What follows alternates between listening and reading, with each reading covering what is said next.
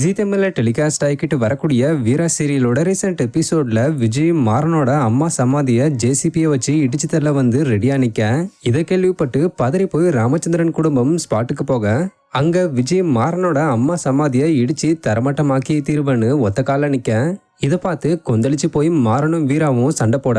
அதுக்கப்புறம் இந்த சமாதி விஜயோட அப்பா இடத்துல கட்டப்பட்டிருக்கின்ற உண்மை தெரிஞ்சதை தொடர்ந்து எல்லாரும் ஷாக் ஆகி சைலண்ட் ஆக, அதே நேரத்துல கோர்ட்ல பர்மிஷன் வாங்காம இதை இடிக்க முடியாதுன்னு வீரா சொன்னதுனால விஜய் நாளைக்கு பர்மிஷன் வாங்கிட்டு வந்து இடிக்கிறேன்னு போய் ஜெயம் ரவியோட மக்காமிஷி சாங்குக்கு டான்ஸ் ஆடி இருந்தாங்க.